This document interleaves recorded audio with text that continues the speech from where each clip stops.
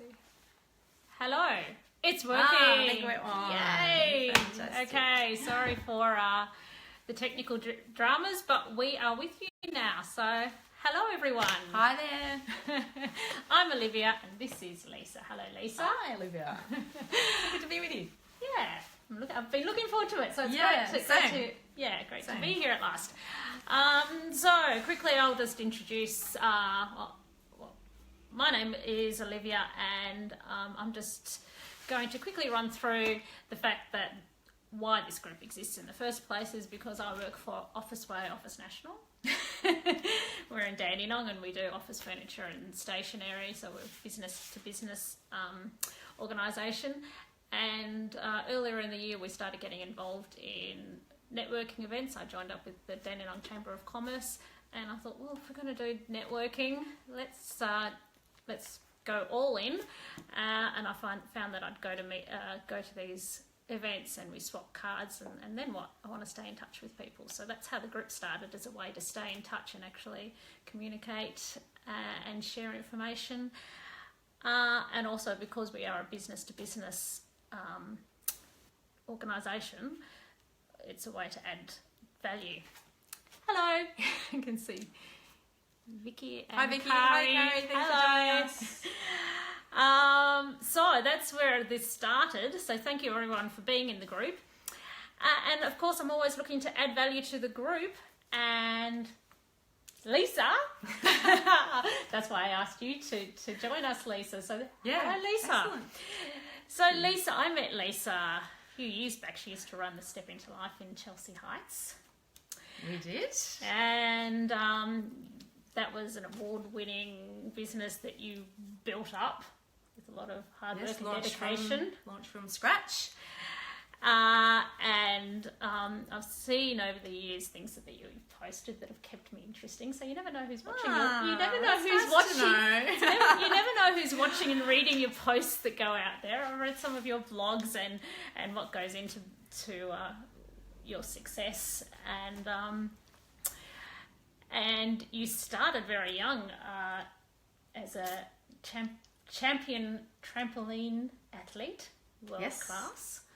Yes, I did. So I think in that there would have been a lot of training that you still use today in the way you approach things. Yeah, heaps. I think as an elite athlete, you know, the skills you develop in achieving success, dedication, commitment, resilience and durability and all that sort of, personal development sort of skills, I think translates really well to business because, as you know, business is a roller coaster and there's huge highs and huge lows, and I think being an elite athlete sort of translates really, really well. But the transition, I guess, from my athletic career went very naturally into the coaching field. So I've been coaching for 34 years in sport, in fitness, in health, and now more specifically in business. So I've really developed the coaching skills and working with people and helping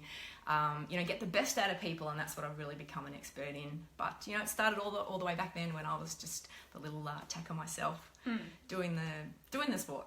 Yeah, and it sounds like it's all been about consistency and sticking to your goals. Yes. I guess the skills of goal setting, apply so heavily in elite sport as they do in business. So that's really nice synergy there, which has, helped me become really build my coaching skills, I guess, in just across the board, and you can apply those to any aspect of life once you know how to get the best out of people. And goal setting obviously is a massive part of that. All right, so buying and selling. Now, everyone, I'm an admin on the Bayside Mothers group, and obviously in this group, and I see people have all got their passions and their businesses that they're trying to get off the ground and yes. And get out there, and the necessity is you have to sell, and of course, and there's a lot of fear and a lot of blocks people have around that. And as somebody said, I remember one person saying to me, and I'm sure it's not the first person, that everyone loves to buy, but people hate being sold to. And Yes. when I was asking for questions people might have, and if you have any questions out there, feel free to comment. But Kaz, Michelle, who does the Adopt a Plant, and I'm going to pick up one from you, adopt a pot, pot plants. Just a little plug for you. She said, how do you sell without being pushy? And I think that's a big fear that people Yes. have. Yeah. They don't want to be pushy, but they're loving what they're doing and they want to find the customers that will... Yeah, well, I mean, as a business owner, you need to sell, don't you? If you don't sell, you don't have any customers. And if you don't have any customers, you don't have a business. So, I mean, everyone in business needs to sell. They need to gain customers. But I think where the mismatch is that we've all had those horrific, sleazy, horrible, painful sales experiences being on the opposite end of a really bad salesperson, a really pushy salesperson. And so we find, we don't want to be that salesperson. And so that really puts a block in business owners getting out there and doing the sales role in their business successfully. But so in my experience, the skills I've developed in helping business owners understand sales is the number one thing is that it's not about being pushy. The important thing to recognize is that nobody actually sells anything. The end decision is always the customer's. So when you're having an interaction with a customer, it's not your job to sell them anything because they get the last say. No matter what you say, no matter what you do, no matter what you're trying to explain to them, no matter how great you're trying to tell them your products or service is, the bottom line is that the customer has the end decision. So take the pressure off yourself that you have to sell. Your job as a business owner is to facilitate this conversation and help the customer to buy. That's it. Bottom line. Yeah, that's a mindset shift, isn't it? Yep. And it can be a massive mindset shift as soon as... It's hard to say. Mindset's a bit of a tongue twister. As soon as I see business owners getting the hang of this mindset shift, it totally changes their sales conversations. Totally. Because it's like flipping at 180 degrees. Suddenly you're not the pushy salesperson that you've been in your own buying experiences. Now you're just someone who is there to facilitate this transaction. And you can just allow your passion and your desire to build your business and to help your customers come through. And that's all you need to do. It's as simple as that, really. We just make it too complicated. We complicate it for ourselves because of this word sales and the expectation of what you need to be in sales and to be the salesperson in your business, which most, single operator business owners have to be. All right. So, how do we get to that point? How do we connect? And what questions? Well, what are the right questions to ask if we want to have that conversation? Is it questions, or how do you? So, perhaps I might start with what the customer needs, because I think that's what underpins everything. Is that okay? I'm going to jump to a different point. Because the questions come later. Yeah. So I think one of the biggest things for business owners to understand is what their customers need from them when they enter into this transaction. So I'm actually going to try and prevent myself from saying the word sales. I like to stop using the word sales and use the word buying experience or buying transaction, because that totally changes your role in this conversation. Right. So if I'm the business owner and you're my customer, there are actually 7 things that you as my customer need before you can buy from me. Okay. Now, if those 7 things are not fulfilled, you can't buy. You won't buy, and you can't buy. Okay. So would you like to talk about what those 7 yes, things are? Go for it. You can. Perfect. Just go ahead. Share. Well, the first thing is you must have a need. So nobody ever buys anything without a need. Now, sometimes it can be a rather superficial need. I like that pair of jeans. It can be all about feeling good. And sometimes it's a much more deep-seated, emotional need, like, taking your kids to the doctor or putting food on the table for your family. So Needs vary, and everyone's needs is different. One product is not going to fulfill the same need for every single customer that you have coming. So it's really, really important to understand that what your customer is coming to you for is that they have a need. Pure and simple. Right. So the second thing they need, the second thing you require as my customer to buy from me is I must have the right solution to fit your need. Now, this is where a lot of business owners go wrong. They try and just sell what they have.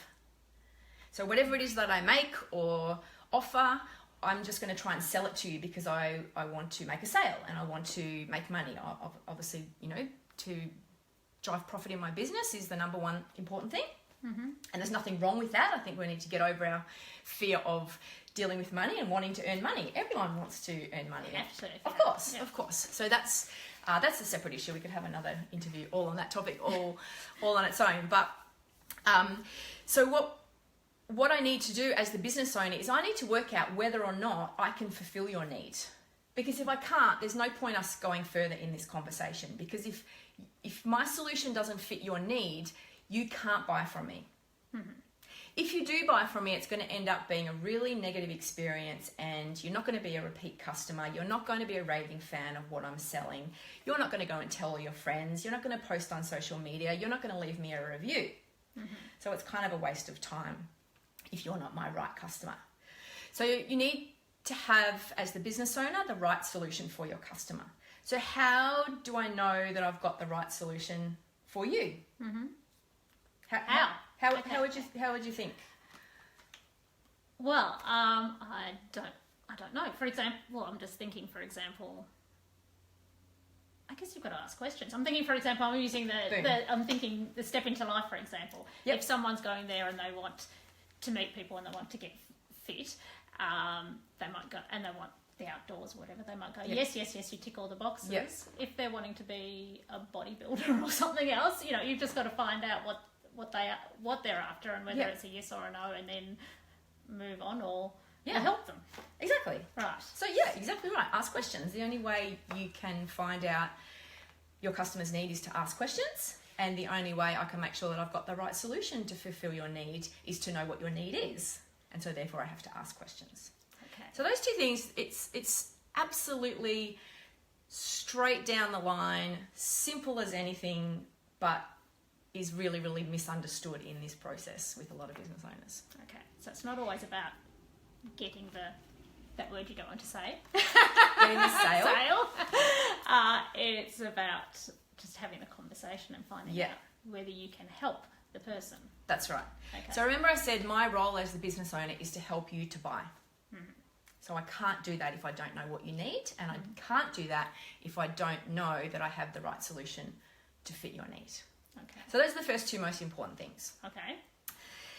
Then there's something which I like to call the trifecta of trust. So there's three areas of trust that a customer needs in order to buy from you. They need to trust you as the person they're having the interaction with. They need to trust your brand. So for example, with Office National, they need to know that Office National is a reputable brand, that they are well known, that they've got good reviews, all that type of good reputation and trust. And they need to trust your business. So they need to trust Officeway, Office National, as well as trusting Office National, and they need to trust you. So the trifecta of trust: you, your brand, and your business. So that's 5 things.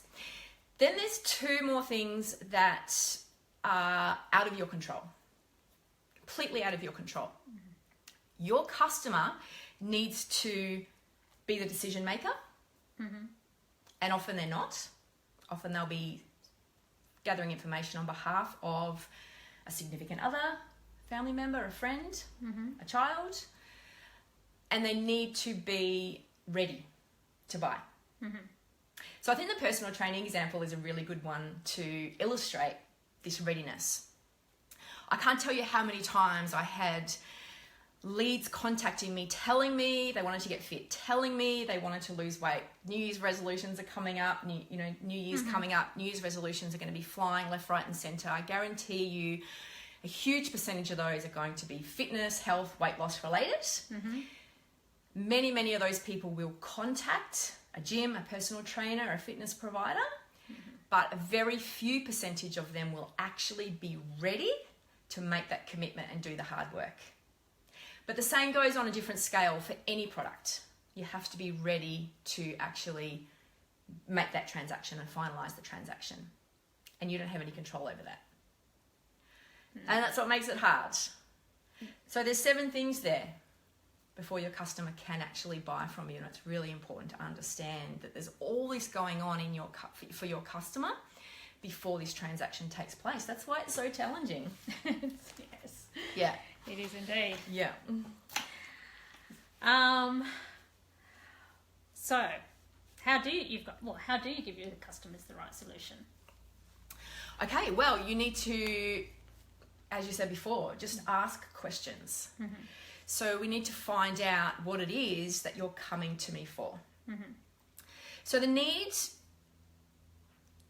a good way to think about your customer's need is in layers. Mm-hmm. The customer will often come to you telling you what their goal is. Mm-hmm. So they might go to Office National wanting to buy your desk or an office chair, for example. Mm-hmm. But there's many layers underneath that end goal that are much more important. Yep.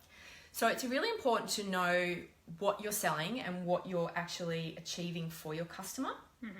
And what I mean by that is some pain point that you're solving, some problem that you're solving, mm-hmm. some passion that you're fueling, or some I said pain that you're solving, a problem that you're overcoming, or a fear that you're helping that customer to overcome.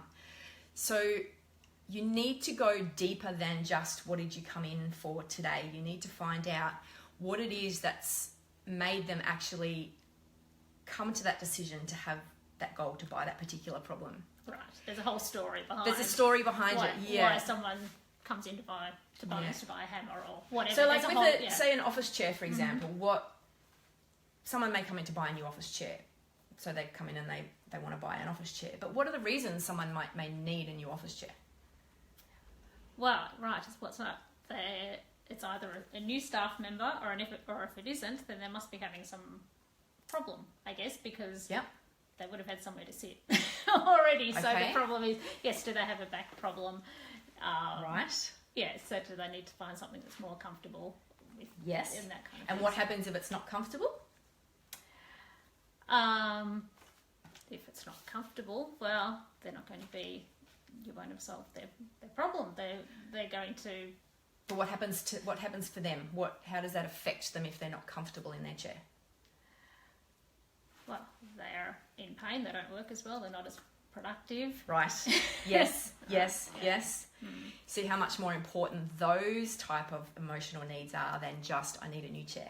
Mm. And so that's the goal, is to try and get down into those pain points, fears, problems, or passions. It can be on the other end of the spectrum, passions, to really know why they've come into you today and what it is that they need, because that's going to make the difference between which solution that you actually give them, if you can solve their problem. It is quite fascinating. I think in fitness it would be particularly fascinating because, as you said, there's all these emotional blocks. Yeah. Well, I'll give you an example in the fitness, my fitness experience. So there was 3 things that people told me when they called me up. Mm-hmm. I want to get fit, I want to tone up, I want to lose weight. Those are the only 3 things that people ever said to me, because those are the only 3 things that they knew how to say. Because those are the things that the media tells them every day. Those are the things that they see on social media every day. They don't know how to express what's under that. So it was my job to uncover what was actually going on that made them get to that point where they felt like they needed to lose weight. So it was usually something like they felt like they were letting their family down. They weren't able to be a good role model for their children. They weren't able to engage with their children. They may have been really, really fit in the past, and now they just feel like they've let themselves go, and they feel really down about that. Their confidence is low, their self-image is low, and it's really affecting interaction in their families. So it wasn't about the weight loss at all. It was about all those other deep-seated things. Now that's, it's quite an emotional example. It's an industry where there's a lot of emotional barriers, like you said. But, business, for example, business owners, they may come and they say they want more clients. But what does that mean? You need to ask, why do you need more clients? What's that going to mean to you? How's that going to change your life? How's that going to change your family, your future? What's that going to allow you to do that you can't do now? So it's just about keep asking questions, ask why again and again and again and again until you really start to hit some more raw motivators that people have. Okay. Do you have any tips on what kind of questions or how to get that information out of people? So the question, there's no one set question that you can ask. It really depends on your business. It depends on your customers. It depends on what you're getting your customers to buy.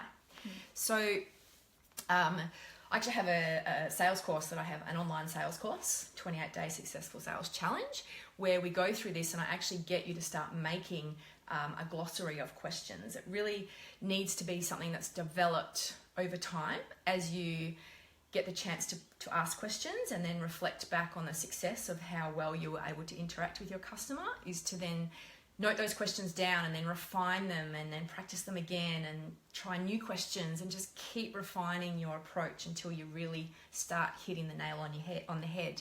And you'll start finding that you ask a question and it's just like gold. It's like, yes, that one really, really hit home.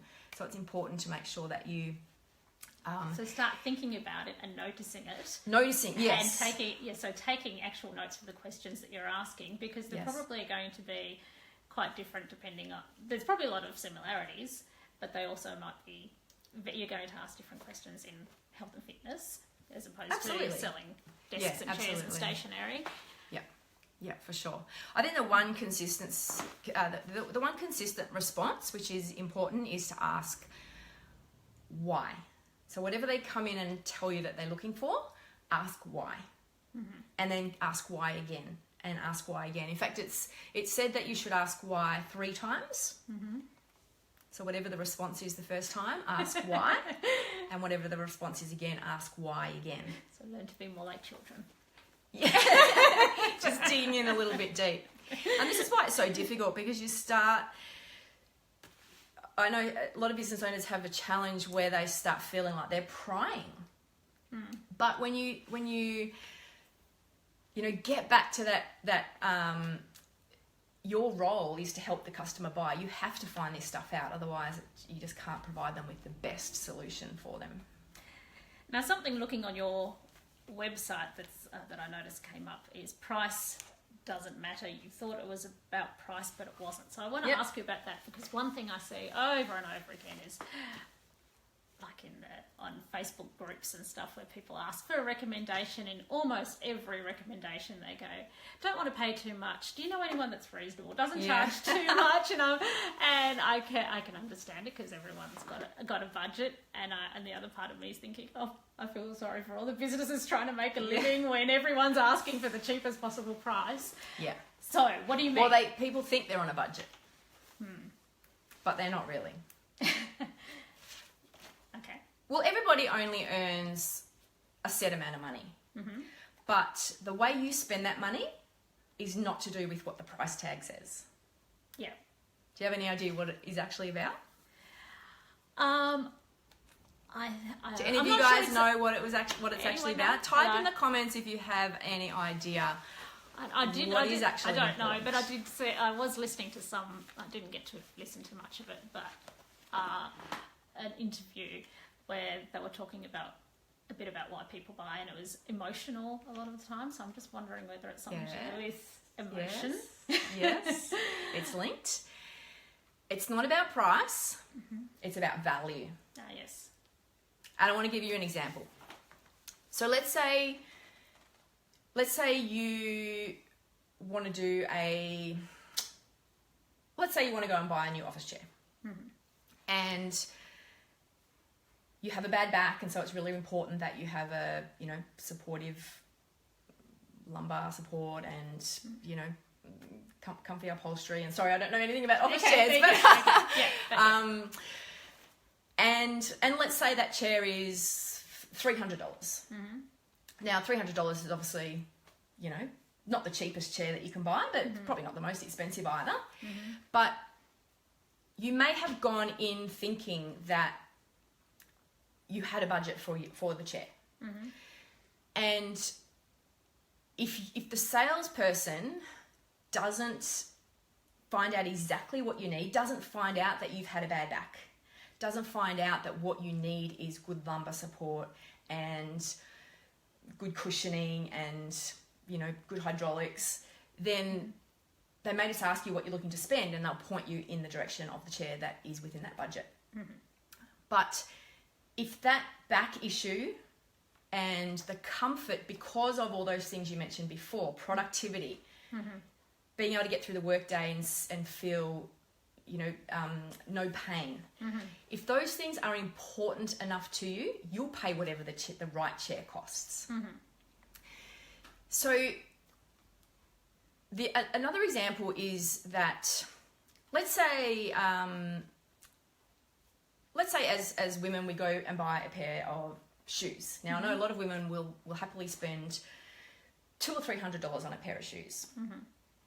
Now, to me, my whole life, that has just, apart from runners, I thought that might be the exception. For me to spend more than $20 on a pair of shoes just seemed ridiculous, because I never ever was in street shoes. But runners totally have value. Absolutely, runners totally have value. But, you know, heels, I very, very rarely wore heels, very, very rarely wore street shoes. So $200 for a pair of heels, to me, just seems ridiculous. It seems expensive. And here's where this whole word expensive comes out. Now, if my son got sick tomorrow and I had to take him to the doctor and the doctor's bill was $200, do you think I would pay it in a heartbeat? Absolutely. But it's the same $200. Yeah. So it's about the value. It's not about the price, it's about the value. So your job is to uncover what the customer needs and show them value, provide them with the right solution so they see value. If they see the right amount of value, they'll pay whatever it costs. And if you get the price objection, jump for joy and celebrate that you've just been given a really amazing lesson that you didn't provide value. And you can use that as a learning experience to go back and rework your questions and rework your script to be able to provide better value to the next customer. Okay, that was going to be my question. Okay, so if they ask you the price, that's expensive. Yep. Then your response will be around value, or explaining why it's of worth to them, or why it's a solution, if you believe that it really is. So if I had the price objection, I wouldn't try and convince them. I would ask them more questions. Okay. That's a signal to me that I haven't uncovered the emotional trigger or the emotional need, the pain point, well enough or clear enough for them to see value, or this particular product doesn't hold that amount of value for this person, and therefore they're not the right customer for that particular solution. So therefore I would need to show them a different solution that does fit with their value for that particular product. Okay. Right, just having a quick look here. Any questions, guys? No. Not that I can see, but I did have trouble with that last time. Yeah, I haven't seen any come through. Now, personality. Now, we've been told that next year that we're going to do this personality test thing. Yeah. The DISC personality, so that you can fit the right person to the right role in that. So it's what DISC, which is what dominant, influence, steadiness, and conscientiousness. Yes.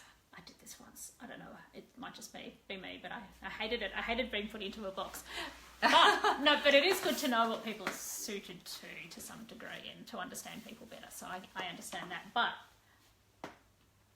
do you think everyone has the ability to sell? for want of a better word, to give solutions. Yes, I do, because your job in that role is not to sell, it's to help somebody buy. So where those personality assessments come in, and look, I'm not an expert on DISC. I'm not an expert on psychology. I have done a little bit of psychology study through university, but I have done DISC. I've done Myers-Briggs. I've done click colours. So I've done them numerous times. I do have a fairly basic understanding of what they mean. What I do have a lot of experience with is working with people and dealing with people and what they need. Where personality differences come in is when you're talking to your customer, is to try and hone in on what type of personality they have, so that you can talk to them in the right manner. So for example, D, dominance. Yep. They tend to be really results driven, quite high energy. They know what they want. They're going to come in, they know exactly what they want, and they want a result now. They want a solution right now. So if you dilly-dally around with a D type, they're going to be out the door and they'll go straight to your competitor. So you need to know your stuff, you need to uncover their needs, you need to give them the solution, and you need to ask them to buy. Boom. Get it in, get it done. Because they'll be in and they'll be out. They know exactly what they want. So I, which was influence? Or influence, yes, influence. So the influence people are quite social, they're quite energetic, they're bubbly, they love chatting. This is the type of customer you'll probably get comes and tells you their whole life story. So it's really, really important to match their energy, match their pace. And the key with I-type personalities, I think, is to listen. So they'll really want to talk because they've got a lot to share, and they'll tell you a lot in what they're sharing when they tell you that life story. You'll be able to pick up a lot of cues if you're listening. So make sure you're really listening to what comes out of their mouth, even if you feel like, oh, I wish they'd just be quiet and get on with telling me what they need. They'll be telling you what they need within that life story. So you just need to sort of capitalize on that style that you'll get with I-type people. Now S, steadiness, they tend to be a lot calmer. They'll know what they want. They need to be very clear on what they want. They'll be maybe I was trying to work out between the S and the C. I know, I can remember the C more. The S. I'm just trying to think what I had down for the best way to approach S. It's over there.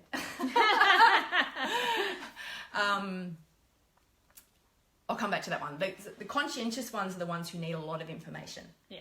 So you really need to dig. And you have to know your stuff. You've got to know your stuff. Yeah, you've got to ask.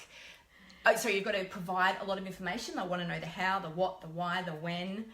And you may need to give them time to go away and assess. And that's often can be challenging. So if you've got someone, for example, who is a C as the business owner, and who wants all the facts and who wants to be able to think things over and to have time to make the right decision, and you're dealing with a D who wants to get in, knows what they want and get out, and you're not matching their style, you'll find that you won't have success with the transaction. So I think that's the main way that personality types really influence the buying conversations. But I think, absolutely, to answer your question, to get back to your first question, that anybody absolutely can be in the sales role, because if you understand that it's just about helping the customer buy, then it really takes the pressure off actually having to do that sales. So it's not hard selling. You don't have to think of it as a limitation on your role. It's more as a tool to help you understand and give the best value to the person that you're dealing with. Yeah, absolutely. Yeah. Okay. Well, is there anything that you'd like to add, maybe before we wrap up? I think another big problem that I see is the failure to hear buying signals. Mm-hmm. Buying signals can very, very easily sound like objections. So I'll give you an example. If someone comes to me and wants to do some business coaching, mm-hmm. and I recommend that they meet with me once per week, mm-hmm. and then I'll find out what they need. I give them the right solution. Mm-hmm. We've built trust because we've had a relationship on social media, and I've spoken to them via email, and we've had a conversation, and they know my background. They are definitely ready, and they are the business owners, so they are the decision maker. So I give them my recommendation based on what they've told me. They really, really need consistency. They need to meet with me once a week. Mm-hmm. Now, if they say to me, oh, look, I don't have the time to meet once a week. I can probably only maybe fit in once a month. Mm-hmm. Many, many business owners will see that as a rejection, as an objection, because you haven't agreed to what my recommendation is. Mm-hmm. But in actual fact, that's a buying signal. They're not ready to meet, they're not ready to take a package for once a week, but they are ready to take a package for once a month. So the correct response would be, great, well, let's get started. When would you like your first monthly session to begin? Boom. Easy as that. So it's really, really important to listen to what the customer is saying rather than trying to constantly bombard them and tell them how great you are and all the features of what you're selling. Just zip it and listen. Listen. Yes, 2 ears and 1 mouth for a reason. Yeah, sounds like a good idea. So, hello, Lisa. Hello, who's that? Cass? Hi, Cass. So we might, so from here, I guess if anyone has any questions, even if you're looking later, you can put them in the comments, I'm sure. Yep. And I'll jump on and answer questions if anyone wants to leave one in the comments. Okay, and of course, Lisa's available for, you've got some time for business coaching, and there's also the 28-day, do you want to talk about, just quickly go over what that is? Yeah, thank you. So I have a consulting service if anyone is interested in moving their business forward. You can contact me through social media if you just look up Lisa Newman-Morris Business Consultant, or go to my website lisanewmanmorris.com.au. And I also have the 28-day Successful Sales Challenge, which I designed because I found there were so many mistakes being made by business owners, and I made every single one of them myself in the early days as well. I made so many mistakes, and every mistake I made, I learned something new, and I learned how to refine my technique. And so that's what I do every day now, is I go and I help business owners with their sales processes and with their sales conversations. And so I designed the online course to be something that you can do at home. It's 28 days where we tackle one problem per day, and there is examples, there's videos, there's audios where I talk you through each issue one at a time, and I give you real life examples of businesses having problems with this issue. And then there's a worksheet exercise to work on your own business, so you can relate that issue to your own business. So you can find that at my website. Just go to the courses tab, and you can find the 28-day Successful Sales Challenge there. Okay. Well, thank you very much, Lisa, and thank you everyone for joining us. Thanks, Olivia. Thank you. Bye. Thanks, guys. See ya.